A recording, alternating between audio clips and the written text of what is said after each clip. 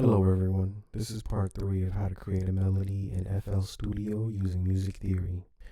If you haven't watched the first 2 parts of this series, please do so as soon as possible so you understand the direction we are going in with these concepts. In part 2, we elaborated on stable and unstable tones in relation to the musical scale you select and how selecting the rhythm and tonality for your melody will determine how pleasing it is to the listener's ear. In this lesson, we will put the concepts from the previous lessons together so you can independently construct a melody that will satisfy your audience.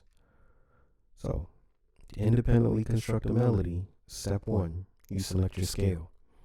Using the circle of fifths, this is the starting point for melodic construction. As you can see here, there's C, G, D, A, E, all major scales. And each of these scales represents a relationship signified by a key signature. In later lessons, you will see how this applies to samples and all instruments as well. Step 2, you identify the stable and unstable tones in the scale that you selected. Going away from the tonic center, in this case we've selected the G major scale, going away from the tonal center creates tension and allows you to be creative with your melodic construction as long as you stay within these notes of the scale.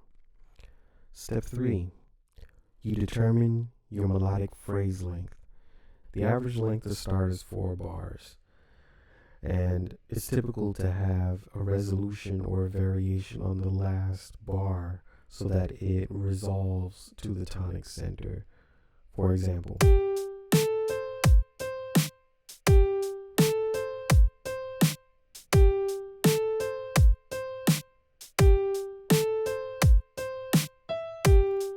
now, if you notice that last bar had that variation of a note so that it would automatically resolve to the tonal center. In this case, the scale is G major.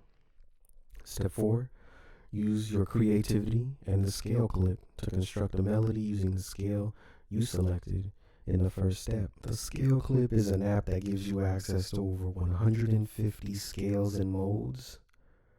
It complements your digital audio workstation and serves as your compass to infectious melodies. Now half off for a limited time at www.soundguns.com. That's it, please. Subscribe, like, and share. Tune in next Friday for part 3 of this series.